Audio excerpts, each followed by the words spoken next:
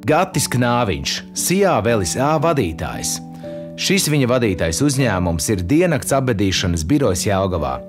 Taisnība ir teiktajam, ka par viņiem jau daudz nerunā, bet viņi vienmēr ir klātesoši, kad pasaule apstājas un atnāk bēdas.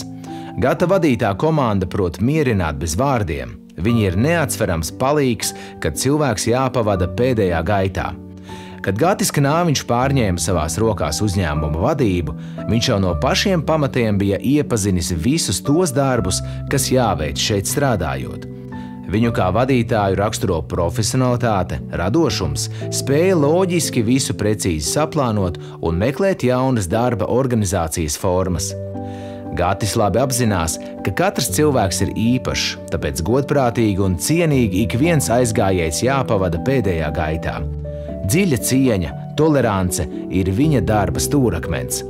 Gatis ir arī Jelgavā pilsoniski aktīvs uzņēmējs, kurš neatsaka savu atbalstu dažādos labdarības pasākumos, izglītojošos un atpūtas sarīkojumos, un, ja tas būs vajadzīgs, viņš ir arī gatavs ar savu transportu aizvest jaunos basketbolistus uz sacensības vietu.